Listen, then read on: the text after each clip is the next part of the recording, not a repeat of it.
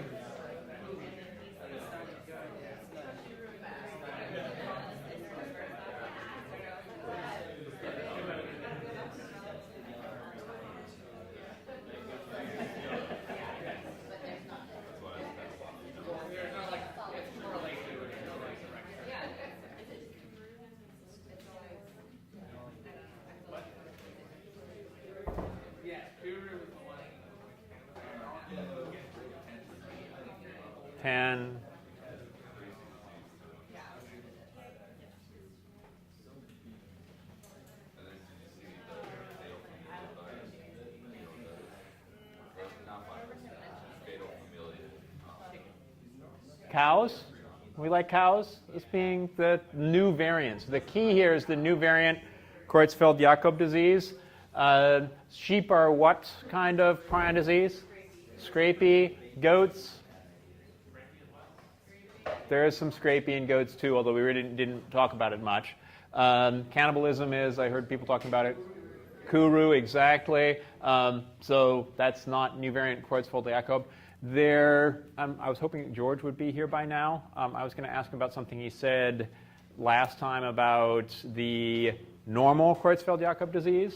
He said something like about, I think, 1 million people. But I went back and looked. I think it's 1 in 1 million people get the spontaneous Creutzfeldt-Jakob. But if you do the math, 7 billion people on the planet, 7,000 in any given year with normal Creutzfeldt-Jakob, relative to new variant, which is what, about how many?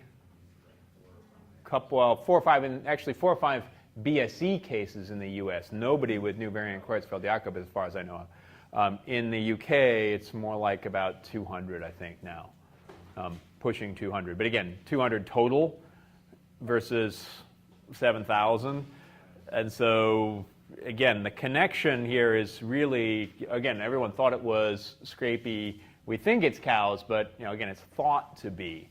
I don't think there's any real proof at this point. It's all sort of a little bit of conjecture. And again, if you've got 7,000 people a year who are coming down with it, the question is, what's the variability that you have connected with those things? So I think the jury's still out on that. But it does mean that I can't give blood because I lived in some of these countries for too long. So, which I think is really stupid, but that's a different story. Our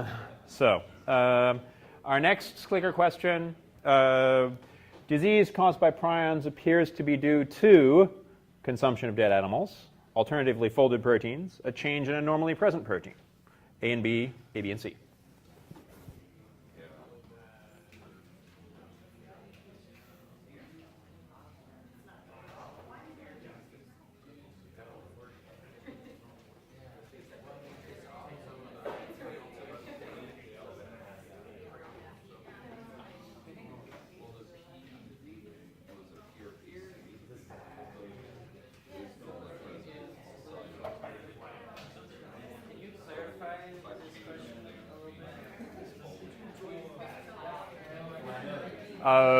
In terms of what way? Well, I mean, does the way you contract it, is that a cause? I would say that would be a cause, yeah. How you catch it, yeah. So, no, the disease caused by, you have the disease happens because of. So it's the cause-effect relationship. So if it is, A, then that would be a potential cost.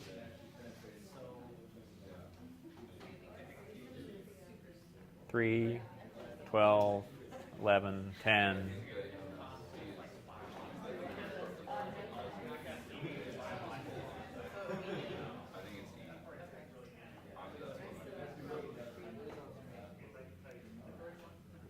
Yes, I would say E as well. Consumption of dead animals, live cows eating dead cows, as George said, forgot to keep track of how many times. And definitely alternatively folded proteins. This is the scrapey version versus the cellular version. And of course, that's because it's a normally present protein, which seems to really be causing the disease. You consume a small amount, apparently, of this misfolded protein, and that causes your normal cellular protein to change. And so that seems to be the case for these prion diseases. So our last clicker question for the whole term is, which of the following bases is present in the packaged bacteriophage T4 genome? Hydroxymethylcytosine, inosine, hypoxanthine, ADP ribose, uracil.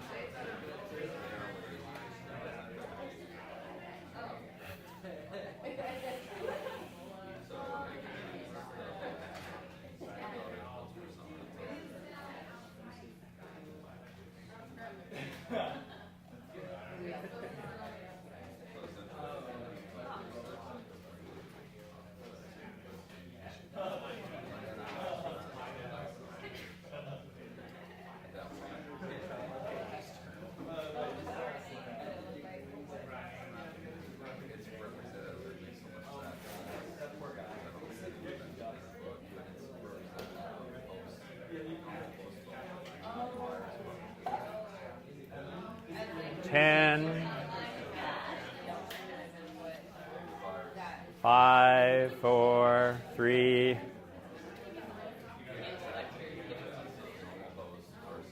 I was so hoping for 100% on this one, but we've got two people who think it's inosine. Inosine's really fascinating modified nucleic acid. As far as I know, it's not present in any particular viral genomes, at least not coded for. Certainly, tRNA genes, which are part of that, are going to have inosine in them. Hypoxanthine, again, I don't know of any viruses that have this in them. Wouldn't surprise me if there are some, but it's a totally cool alternative nucleotide. ADP ribose, I didn't really talk about this, but ADP ribose is what happens, gets added to the cellular polymerase, RNA polymerase, which is really important for modifying the specificity of the RNA polymerase. As we talked about for T4, it uses the cellular RNA polymerase, but heavily modifies it. So that's one of the things that happens there. And uracil had to have something for E, so we had to throw something in there. So yes, it is A. And that's it for clicker questions for the term. Yay, no. Thanks, everyone. Good luck next Tuesday. Sayonara. Have a good weekend. I'll be writing the exam. Yeah. So I was looking at last year's exam, a lot of stuff in the fact errors.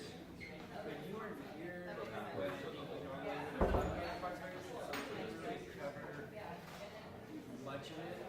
What are we going to be like held to? So the question here, again, for all those people who just left and are presumably going to be listening to what I'm saying, is how much pox virus is going to be on the exam. Because I didn't give a lecture on pox viruses, but I did post the last year's lecture. The answer is not very much, but there will be probably a couple of questions based on it. But more so on the video than the actual lecture. But I would at least skim over that chapter in the textbook. Okay. Other questions about the exam? Yeah. If you were to give a percentage to new material versus the comprehensive material, is it like 50-50? Oh, okay. Okay, the question is, comprehensive versus new material 50-50 for the final. Maybe I'll back up a little bit and say I haven't written it, so I don't know. That's the first answer. The second answer is I basically treat the final like a third midterm. I do not test specifically on any of the material that was tested on the last two midterms. I do, however, expect that you know that information, but it won't be specifically. I won't be asking questions about bacteriophage T7, termination regulation. Totally cool stuff, but I won't be asking questions about it. Yeah? Are the quiz questions going to be 55 for all two ones? So I will normalize them just like I do to exam scores. So whatever the high score is for clickers, and I'll post that. When I last checked, it was about 43 or so. And that was before you had this last round today. So it'll probably be around 45 or something like that. Other questions, things, comments, worries? Okay, where is amino acid 423 of the hexon protein in this structure? No, this is, again, going way back, again, feels like ages and ages and ages ago. Adenovirus and the adenovirus structure, which we now have these amazing high-resolution structures, this particular one from the cryo-EM. And in fact, the higher resolution structure you get to here, the harder it is to see what the symmetry is for a lot of these things. But the main thing is that we have these hexon proteins, which of course have a very similar fold to STIV and then some of the bacterial proteins. Yeah? Is the color coding the proteins, or is it like how the relief of the protein, like how much it sticks out?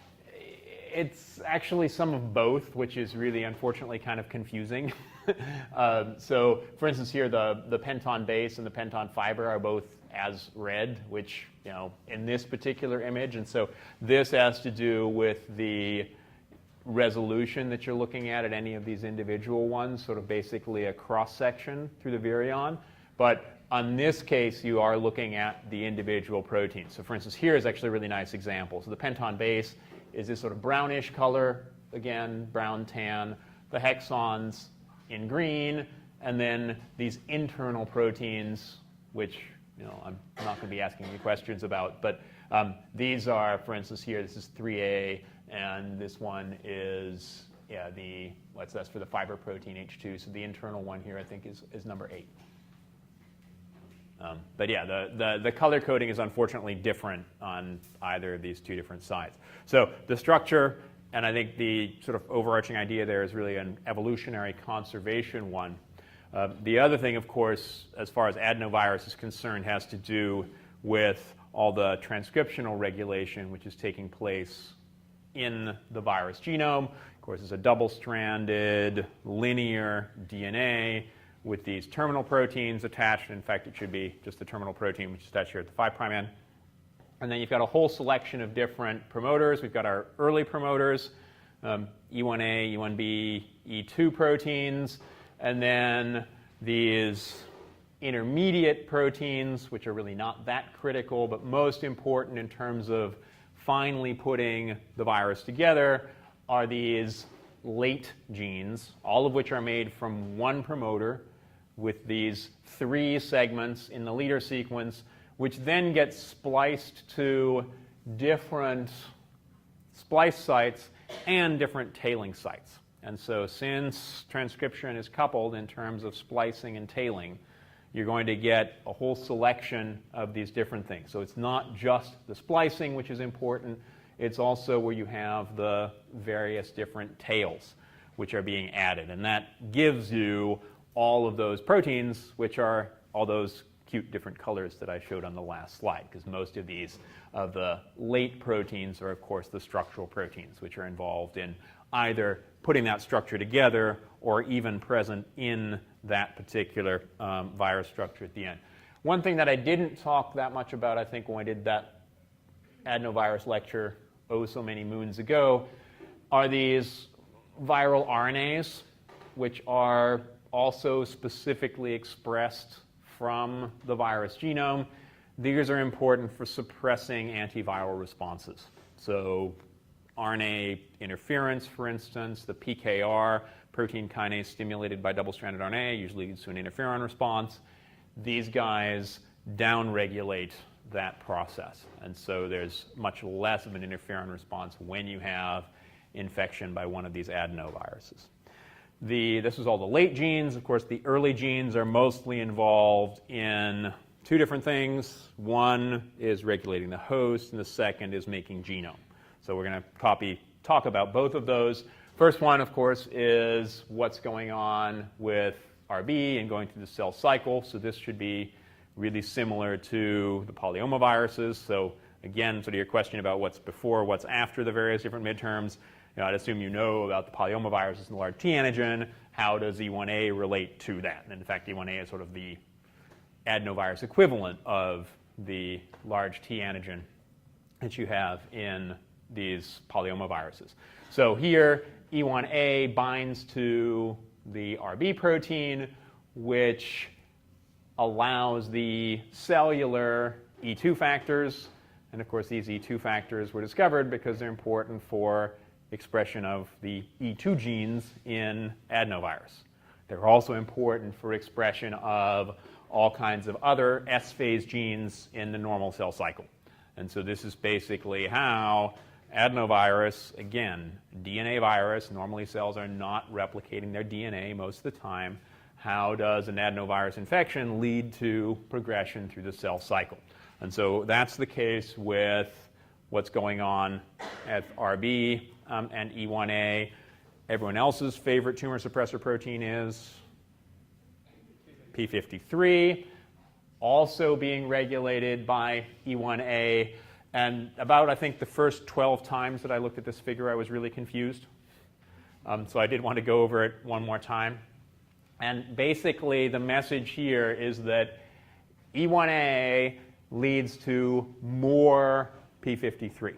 And there are two different ways that it does that. And I think the easiest one to follow is, E1A as a transcriptional activator leads to expression of this protein that binds to MDM2 and gets rid of MDM2. No MDM2, no degradation of P53. Okay, so that's sort of the first process. The second one, and this is the one that really confused me, is what's going on with E1A blocking P53 activation? Well, P53 normally activates transcription of MDM2. So if you have active P53, you're making MDM2. So it's basically, in a normal system, in the absence of E1A, it's this negative feedback loop. And so if you have P53, you make something which is important for degradation of P53. So if you block transcription of MDM2, you don't make any more MDM2. You've sequestered all of that MDM2 by binding to this other protein, so it leads to an accumulation of P53. So that P53 is not active from the transcriptional point of view, but is active towards apoptosis and all of the other processes that P53 is important for. So, and the problem is that you need to deal with apoptosis, and that's where E1B comes along, because that blocks the apoptotic pathway. So that, I thought I did a really crummy job of explaining that again, because I didn't think I completely understood it. Went back and reviewed it again for the sense. This makes more sense now, hopefully? Yes. Good. Okay, so the other thing, of course, that these early proteins are involved in is replicating the genome. Adenovirus genome replication is, of course, double-stranded DNA, protein-primed replication. The terminal protein, which again is one of these E2 proteins, which is being made by cellular transcription factors activated by lack of RB. So that terminal protein then will bind to the end of one of your two strands. Single-stranded binding protein basically serves as a helicase, and so pulls the two strands apart. And then the adenovirus polymerase, it's an adenovirus polymerase, specific viral polymerase, will now extend its way down to the other end of the genome. In theory, this could happen again and again and again, and you would get copies of your adenovirus genome. There are, of course, a couple of problems with this. One, and the major one, is that this is only a relatively slow process because each template you're only be able to use once. And so one of the ways that the viruses have evolved, or there's been selection for doing this, is that they have these inverted terminal repeat sequences at either end, which means that they can come back and base pair. The one end can base pair with the other end, which generates a double-stranded piece at the end of your genome, which looks a lot like your completely double-stranded genome. So you can get polymerase to start here, and now you have an exponential amplification as opposed to a geometric amplification of your genome. So that process, the frying pan process, then is how you get an exponential increase in genomes as opposed to the linear increase. Yeah? So how does protein priming help the virus deal with replicating the ends of its genome? That was one of the questions from last year. Okay, so the question is, how does protein priming deal with replicating to the end of the genome? If you have a protein primer, that's not like cellular primers, which are all RNA, and those RNAs get degraded.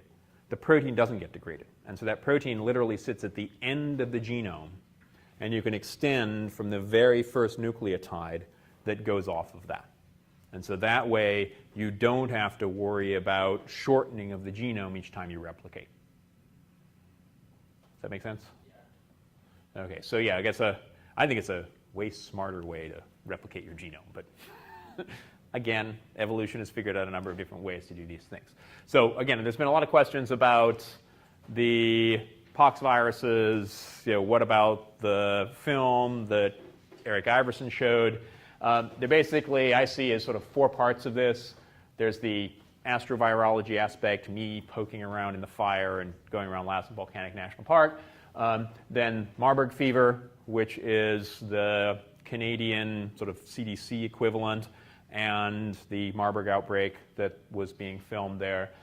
Smallpox, Donald Henderson, and the elimination of smallpox. Avian influenza chasing geese around Mongolia. And thanks to whoever it was, somebody posted on D2L that this is on Hulu. So if you want to watch it again, it's all there, and the link is on D2L. Under the questions, so if you go to the questions part, the link to Hulu is there, so you can find that really quite easily. Thanks again for finding that. I went and looked on YouTube, wasn't able to find it. So you have to watch the ads, but you can see it there. So the other question, of course, that I'm getting a lot of is, what about Dr. Wadis' lecture? And how on earth can I ask questions on something like that, particularly since I wasn't here and it's not recorded. He's given this lecture for me a number of times before, so I just wanted to go over a couple of what I consider to be important aspects about this. So Bunyaviridae, he probably skipped over this really fast because who cares about the molecular aspects of things. But 3 genome segments, all negative strand RNA. What does that sound like? Multiple segmented, negative stranded RNA? Influenza virus, exactly. So the orthomyxoviruses, these segmented genomes, which are there. What they do, not surprisingly, replicases, envelope proteins, and nucleocapsid proteins. So they're really relatively simple in terms of the viruses. He, of course, was much more interested in where all of these viruses are. They're spread all throughout the world. Some of them are pathogenic, some of them are non-pathogenic. That's the different colors that you have here. But basically, wherever you find the appropriate rodents, almost all rodents. Did he get into the whole, what's a rodent, what's not a rodent thing? Any of you taking mammalogy?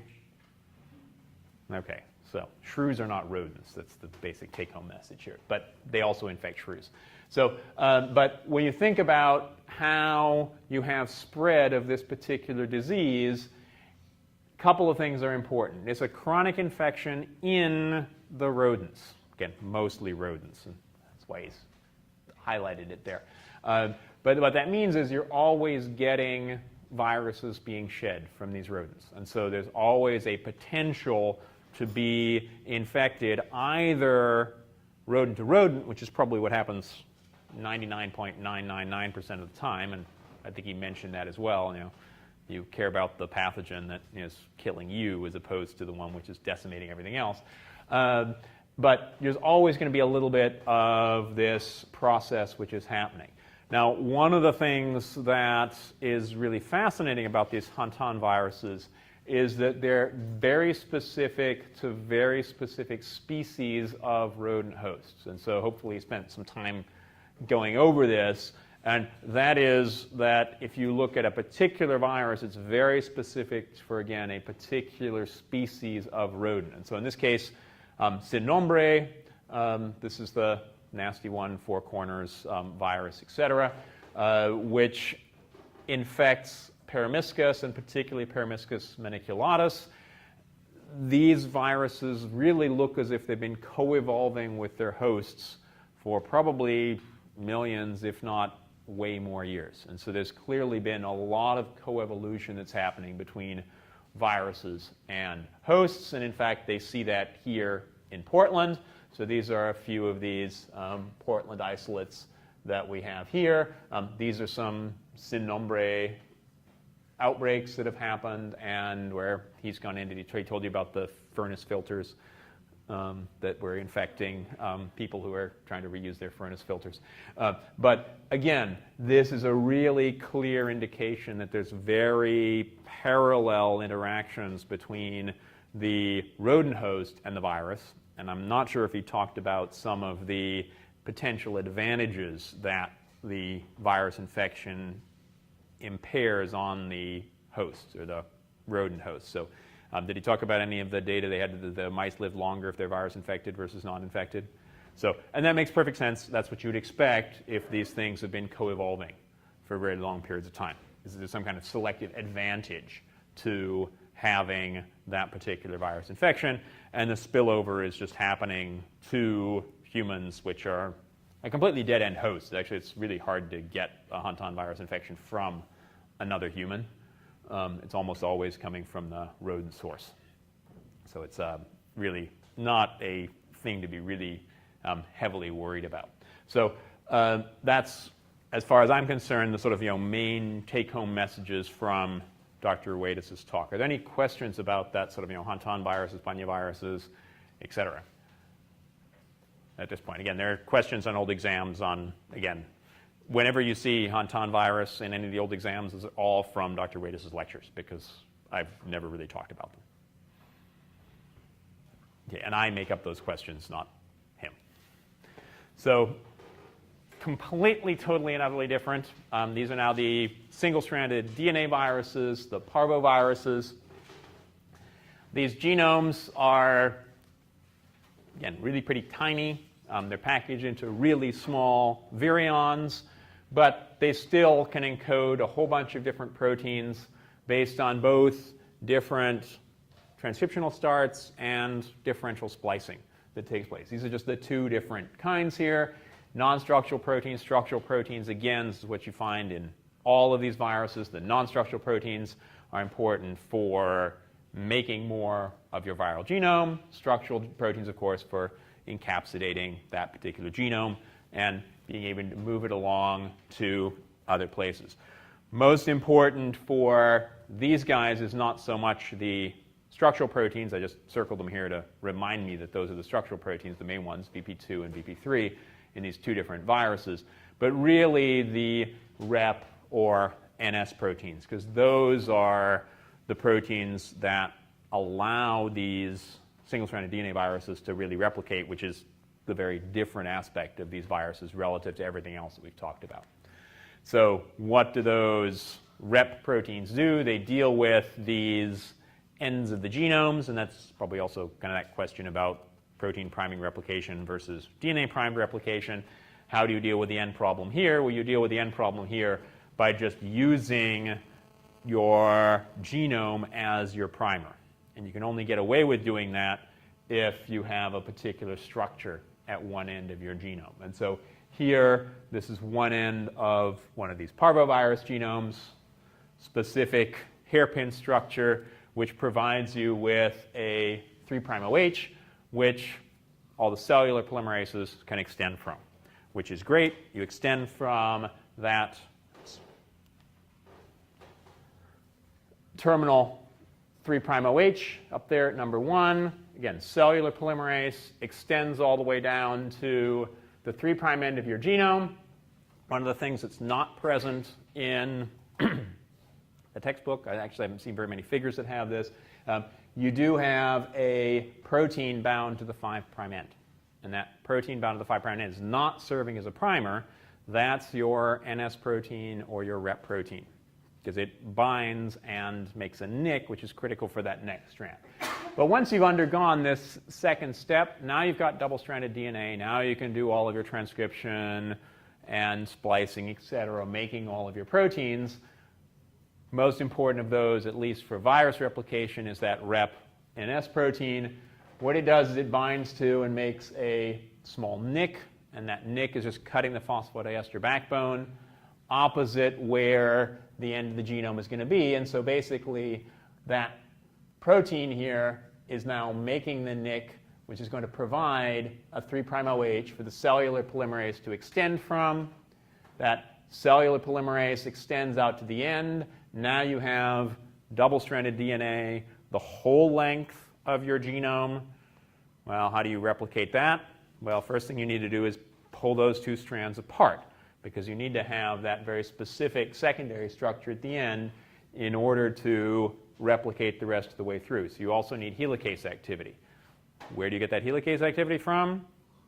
Our friend rep or NS protein. So it's got the nicking activity, it's got the helicase activity. Once you have helicase activity, then you can reform this secondary structure at the end. To form that secondary structure, you've got a 3' OH. Boom, you're good to go for the rest of the genome. Yeah? So you're saying rep or the NS protein, so is it NS in some of these? Right, so the minute virus of mice is the NS protein, and it's rep in the adeno-associated virus. Just the terminology. And if I have a question like this in the exam, I would have, NS/rep, or I would mention what virus it's from.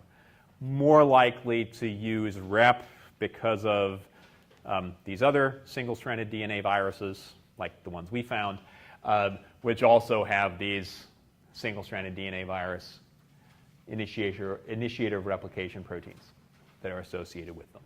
So it doesn't matter if you've got a really non-closed or linear single-stranded piece, which is what you have in the parvoviruses, or you've got these single-stranded circular genomes of DNA. Basically, you're still going to be replicating them in an extremely similar way. You cut the DNA, make a nick, attach that rep protein to the 5' end, which gives you a 3' end that can be extended by the cellular polymerase. And the only big difference here is that you have religation that takes place through the interaction of this rep protein.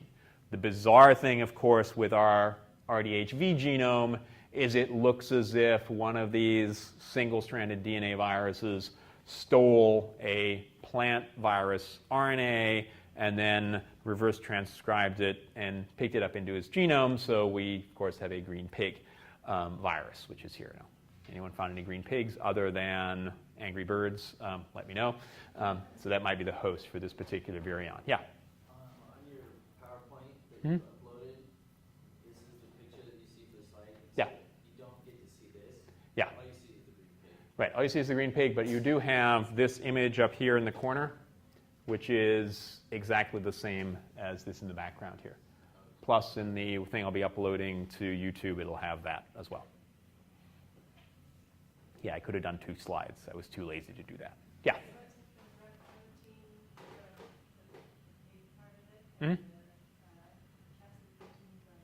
The plant part of it. Yeah, exactly. And that's the great lead-in to the plant viruses, which is what I'm going to talk about next. So plant viruses, of course, this is a ridiculous oversimplification because there are thousands of different plant viruses. They're not all the same. We're mostly talking about cucumber mosaic virus, which is very similar to brome mosaic virus, and then a little bit about tobacco mosaic virus. So for these cucumo viruses, and true for a lot of the plant viruses, One of the really big differences here relative to all the other viruses we've talked about this term are multiple capsids. So you've got multiple capsids, each of which is encapsulating a different RNA or a different set of RNAs. In the case of cucumber mosaic virus, it actually has these 2 RNAs which are encapsulated in a single particle. Makes sense that these are about 3,000 nucleotides each, and so the packaging really is about 3,000 nucleotides. How can you get away with having to have multiple capsids? You have to have all 3 of these infect in order to have a protective infection. You have to be putting a whole bunch of virus together, getting it into a cell in one particular way. And of course, the way that works is damage to the plant cell, usually by either some kind of insect, aphid, or the researchers would just come along and scratch the top of the leaf before they put their virus preparations on it. But you have to have very high inocula in order to have productive infections this way. And so, aphid, which has got huge amounts of virus that are associated with it, I should say virions that are associated with it, or the researchers that are putting a whole bunch of virus onto your plant leaf at that particular time. So that's one aspect of these plant viruses. The other one is that almost all of them have interesting structures, both at their 5' ends and the 3' ends of their genomes. 5' ends, at least for cucumber mosaic virus, are normal caps. These guys are replicating the cytoplasm. That means that they have to have capping enzymes that are encoded in those RNAs. But the 3' end, in these cases, looks a lot like a tRNA, our friend the cloverleaf structure. Probably important for A, replication, but probably most important in terms of protecting the end of the genome from getting degraded. Yeah? Doesn't the 5' end also have the B box? In some cases, but not in all cases. Okay. So it varies. But in cucumber mosaic virus, yes, it does. Yeah? Oh, so it doesn't also have the B box, which is important for replication purposes. But yeah, it's not a very general case, and that's why I don't emphasize it here. Okay. So I think, again, there were some questions about how these guys are replicating.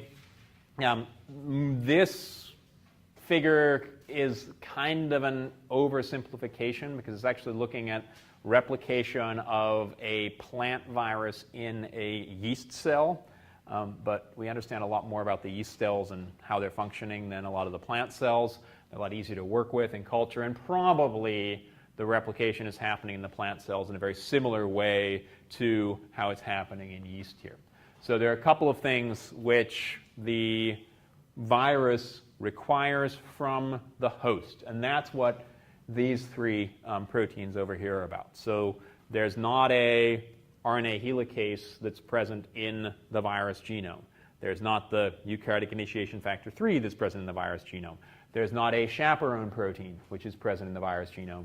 But if you are working in yeast, where you've got all these wonderful mutants, you can say, okay, if I have a mutant in an RNA helicase, I don't get replication of this viral genome. If I have a mutant in EAF3, I'm not getting replication. If I have a mutant in this DNA J-like protein, the chaperone protein, I don't get assembly of the replication process. And so basically, that's how people found out about what the cellular proteins were that were required for replication of a lot of these genomes. Do you have a question? No. So, okay, I thought I saw the hand over there. So process here, again, this is your B box that you were asking about. So 5' end, B box is a bromosaic virus, very close relative of cucumber mosaic virus. It's a binding at the 5' end, and again, specific 5' structures. That's what I meant last time. So it could be a B box, could be something else. But that's where you have binding of your viral proteins in order to identify that particular RNA as something which needs to be replicated.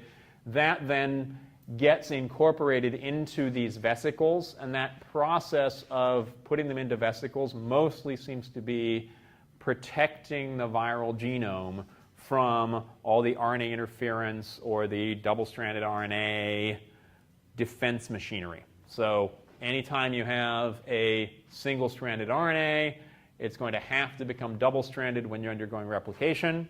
Plants are really good at RNA interference, breaking down any double-stranded RNA. So sequestering, getting that single strand, getting that template away from the rest of the cellular machinery seems to be really, really important for getting these plant virus genes to replicate.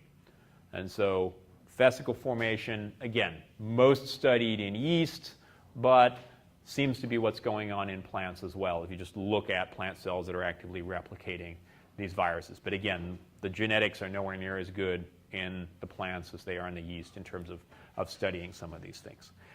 The only other thing that's really critical in terms of these plant viruses is they really need a way to get around the plant. And that depends on these so-called movement proteins, which basically either take the genome or the preformed capsids and allow them to move from cell to cell, which you can see here in the plasmodesmata. A lot of these movement proteins interact directly with plasmodesmata, but also, at least in vascular plants, you get the transport of these RNAs and or virions into the vascular system, which is basically the plant circulatory system, and so those viruses then get moved throughout the whole rest of the plant. What happens in non-vascular plants and viruses, I have absolutely no idea, but it's a really cool system, I think, to study and look at. But that's kind of an aside as far as it's concerned. So these plant virus replication, okay, they're very specific in terms of their end structures in each of these subgenomic RNAs. They're all packaged in individual capsid particles. They have to encode movement proteins if you're going to have anything other than a really local infection. And local infection is not going to get you very far as a plant virus is concerned. The next virus here that I talked about in the plant virus lecture is not really a plant virus. It's really a fungal virus, but it's that fungal virus that's infecting the fungus, which is an endophyte inside the plant, and that viral infection of the fungus and the fungus infection of the plant allows the plant to survive at these really high temperatures. Absence of virus, absence of fungus, the plants can't survive at these really high temperatures, which is a really, I think, amazing example of how we're getting coevolution and probably the good viruses, as it were, in terms of what's going on there. Yeah? So with these slides, is the overview necessary to remember with these viruses that infect the fungus that infect the plant? I'm not sure I understand your question, sorry. I'm sorry. So are we supposed to learn anything specific about these, or just the overview that there's a symbiotic relationship that allows these plants to grow in warm temperatures? Yeah, so in terms of question, again, I haven't written the exam, so I don't know, is the easy answer to that question. I would say in terms of looking at this, that this is Dicanthelium lanuginosum, and this is Curvularia protuberata, and that's the Curvularia protuberata thermotolerance virus. No, I wouldn't expect you to know that, but that you do have a fungal infection of the plant, which is critical in terms of getting that thermal tolerance, yes. And that they have to have the virus infection as well. Yeah, so much more of an overview, I would say, in that case. Because it turns out there are lots of different fungi and lots of different viruses that can do this as well. And probably more important for drought tolerance and changes in the normal environment, because most soils are not at 55 degrees Celsius most of the time unless you're living around crazy hot springs like we go and poke around. So, so I have questions on the plant viruses. Hopefully that's more or less covered. Again, I feel really bad about covering plant viruses in like one lecture, but the state of the being. So the NCLDVs, one thing, I wanted to bring this back just to mention that, yes, these giant viruses are related to each other, but they're very distantly related to each other. And the way that we know that is just by looking at the lengths of each of these lines that are representing the relationship to some common ancestor back here. And so, yes, they are related to each other, but they're not very related to each other. And this 10% substitution here is just 10%. Remember correctly, in this particular figure, it's nucleotide substitution.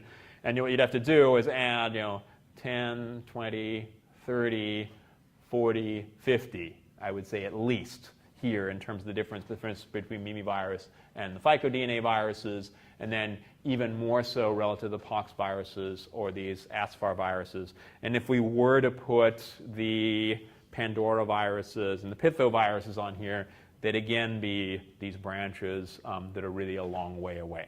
So the NCLDVs are related to each other. They're clearly, however, very different relative to each other, but still one family, and you can think about them all together. How do some of these get in? And this is just one example of that. For the Mimi viruses, which is getting a little ahead of myself here, there's the Stargate structure, which then opens up and releases the nucleocapsid, basically, on the inside. For the PBCV1, these algoviruses that I'm currently trying to grow in the lab, these are interacting in a way much more similar to bacteriophage in that they bind to the outside. You can't see the tail structure, which is at one of the five-fold axes of symmetry here, breaks down the cell wall, and then you have release of your nucleocapsid really on the inside, and that then will replicate. There are a couple of things here which are really generalizable to a lot of these NCLDVs. Nuclear transport is true for some, but certainly not all. That depends on whether you have your own DNA polymerase and RNA polymerase structures. Turns out for the pox viruses, you do have those, so you replicate completely in the cytoplasm. PBCV1 and Mimi viruses have to interact with the nucleus for some things. And in many of these cases, you're degrading the host DNA, so this should be really similar to that last bacteriophage we talked about after the prions. Bacteriophage D4 also is breaking down all of the host DNA. How the virus then manages not to be breaking down its own DNA is a still actually pretty open question in terms of what's going on there. So these are giant viruses, much bigger than any of the other viruses. They, of course, also contain lots of proteins that were not supposed to be part of virus genomes. Mimi virus is just one example of that. Same thing's true for Pandora, Pitho, etc. They've got lots of genes which are particularly important for translation that are encoded in their genomes. And again, the big surprise we had the clicker question on, amino-acyl tRNA synthetases that are encoded in the Mimi virus genome. Remember correctly, there's 7 of them, which are, at that point, it was unique to find these amino-acyl tRNA synthetases present in the genome, but it's sort of building up the whole translation process. They also have a number of initiation factors. Those are the ones which are shown here by stars, which are also encoded for in the Mimi virus genome. Did want to mention briefly, there's been some discussion about whether these are relics of some completely different domain of life that wasn't bacteria, archaea, or eukarya. I don't think that's the case, and one of the reasons for that is if you look at the genomes of these viruses, they're incredibly closely packed. All of the genes are really right next to each other, very few introns. That's the complete opposite of the hosts that they're going into. So all the amoeba have humongous amounts of junk DNA, massive introns, huge amounts of non-coding sequence. But the genes that are present in here that are cellular-like genes are actually very similar to a lot of those amoebal genes. And so there's, I think that argument is not a really very good one. But it's clear that Mimi virus is very much a virus, and if it is descended from some hypothetical fourth domain of life, it's very, very, very derived. This is clearly a virus at this point. So, any questions on the giant viruses before we move to the, of course, most important viruses of the whole term, which are these archaeal viruses? Here are a couple of those spindle-shaped viruses that you find in Euryarchaea.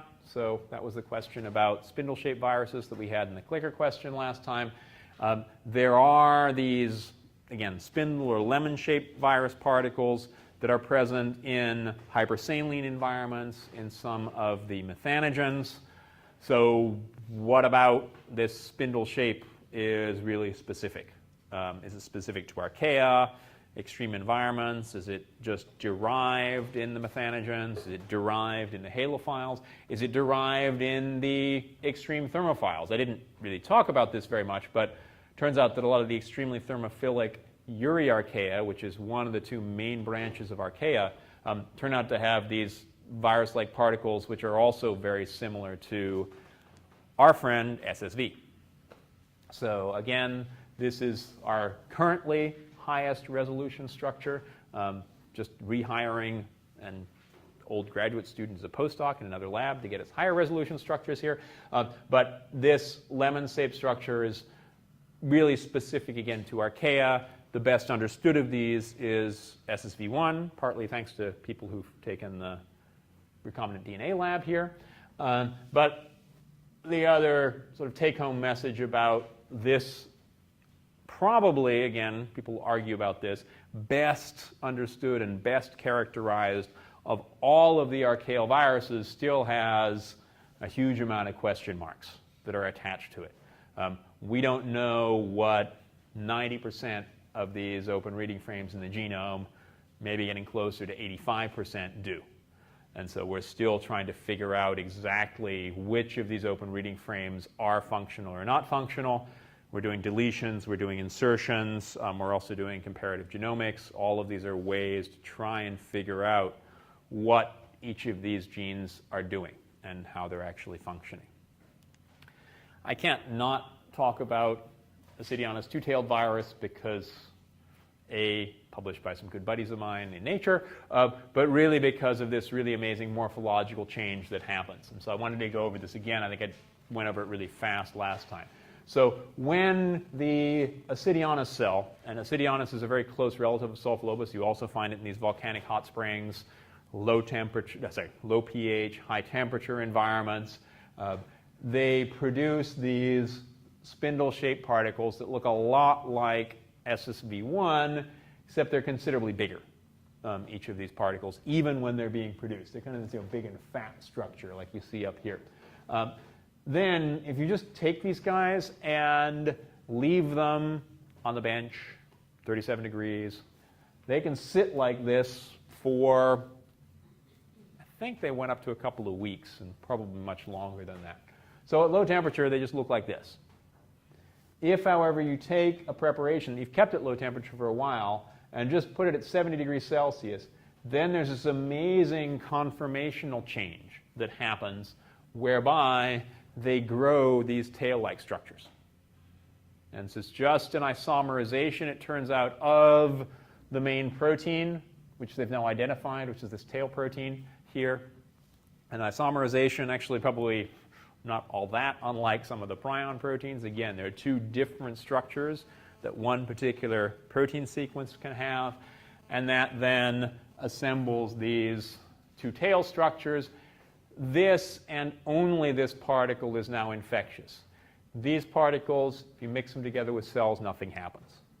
On the other hand, once they've grown their tail-like structures, then they're now infectious, probably because they've now got these hook-like structures, probably important for interacting with the viral receptor, which you don't have expressed here in this very early state.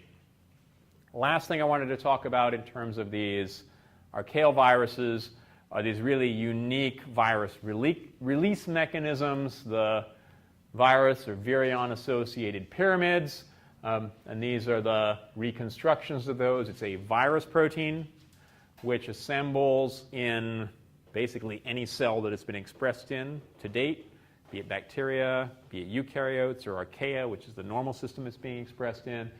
They'll assemble into these pyramids. The opening only seems to take place in the normal archaeal host. So you get pyramids that form in any kind of cell.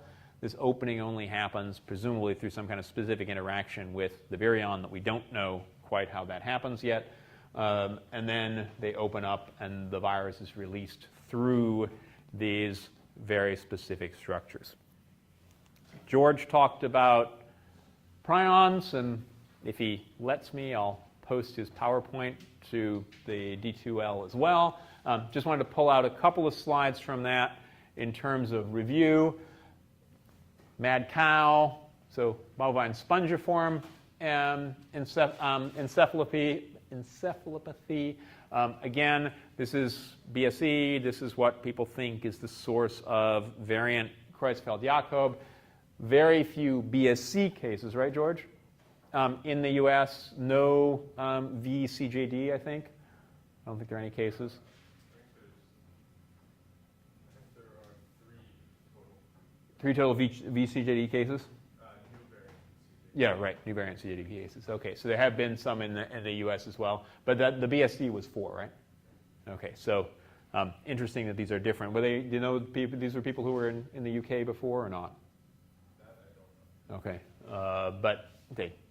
Be that as it may, still very small numbers, but be that as it may, still huge ramifications in terms of the beef and dairy industries, certainly for beef in terms of export. So just having any cases whatsoever has really changed things. And as I mentioned right at the beginning of class today, I can't give blood because I lived in Europe for too long,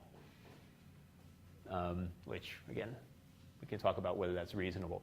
But again, most of these cases have a link to the suspect beef, but again, I think the proof is really not entirely clear there.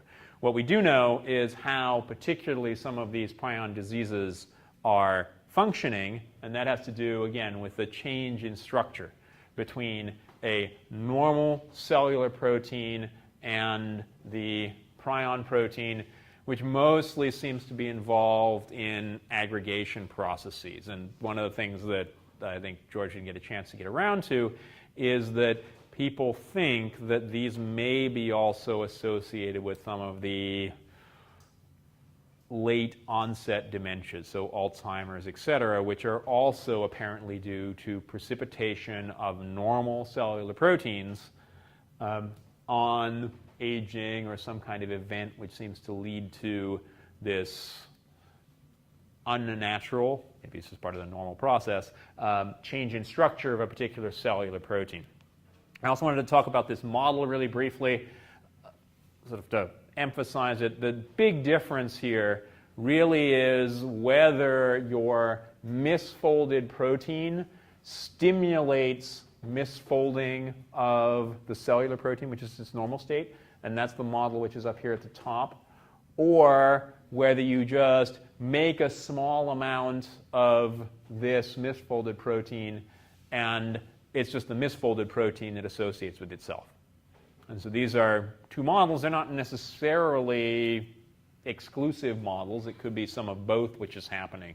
But these are really the idea that association with a misfolded protein causes basically misfolding to take place, or it's just an equilibrium state and this is that process. And so if you think about the infection, infection process, VCJD, I should say new variant CJD, we have infection with, or you've eaten one of these BSC proteins that associates with your own cellular proteins. You have all of this aggregation which takes place, again, leading to disease. That could be, again, a case with all these infectious processes. On the other hand, the spontaneous version could well be something like this, where you have just very small amounts of this protein which are present and they just accumulate over time. This is certainly the case that you push it in this kind of direction when you have the familial versions of some of these diseases, where you have a particular mutation in these proteins, which then leads to much more of these aggregated proteins rather than any of the other ones. Last virus we talked about, I didn't bring my cute little giant T4 with me this time. I did think about actually posting that little reading separately on YouTube. I think that might be kind of fun. But the idea here is that the T4 infection cycle, you have injection through the membrane through this amazing conformational change that happens once you have association of the tail proteins with the appropriate receptors on the surface. That conformational change injects your DNA. You've got the early proteins, which really mess with the cell. The main thing that they're doing is breaking down all the cellular DNA and all of the cellular RNA. The way that the virus can get away with this, of course, is because it's using its own modified cytosine, hydroxymethylcytosine, in order to be able to chop up everything that has normal cytosine in it. Hydroxymethylcytosine is what's going to get incorporated into the virus genome. Once you have all of these DNA precursors, you can start replicating at normal origins of replication, but very soon you switch over to recombination in terms of giving yourself templates and 3' ends to extend from.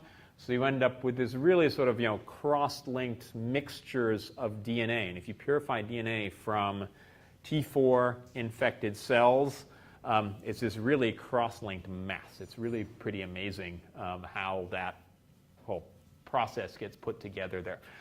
But then, in order to deal with this and get packaging into these head structures, which are formed separately, you have to have lots of recombination enzymes, and a lot of the recombination enzymes were originally found in bacteriophage T4, looking at a lot of the enzymes which are there. You assemble, again, the head structure together with scaffolding proteins. You assemble the tail together with a scaffolding protein for the tail, something called the tape measure protein, which is inside that tail. Basically, it measures how long the tail is supposed to be, and then you assemble around it. Really cool process. In fact, it's the largest open reading frame in the genome, because it's this long stretched out protein, which is exactly the length. If you change the length of the protein, you change the length of the tail. So that's the scaffolding protein that you have for the tail. Tails only associate with heads that have the full structure that's associated with them and DNA that's been packaged into them. That whole process, going from infection out here to fully formed virus particles, takes about half an hour, which is really pretty amazing that you can do all of this really amazing assembly process to get everything together. You have virus particles, say virions, which are released. The tail fibers are folded up next to the rest of the tail. It's only when the whiskers down here at the end of the capsid structure interact with something, not quite entirely clear, near the E. coli, then you have release of the tail fibers, and you can go through the whole process again. Yeah? I was doing some reading, and it sounds like the whiskers more release the tail structures in response to environment change. Is that also true? Yeah, so people aren't sure exactly what that release mechanism is, sensing the E. coli, or is there some, change in osmotic conditions. That's an area of research right now that people are trying to look into, trying to get an idea of what that actual change is. Now, it certainly does happen. If you purify virus particles, you see this. You change their osmotic conditions, you have release, but is that physiologically relevant or not? Right. That's the big question that people have right now. So, good luck on Tuesday. Please fill out evaluations online, particularly as far as clicker questions are concerned.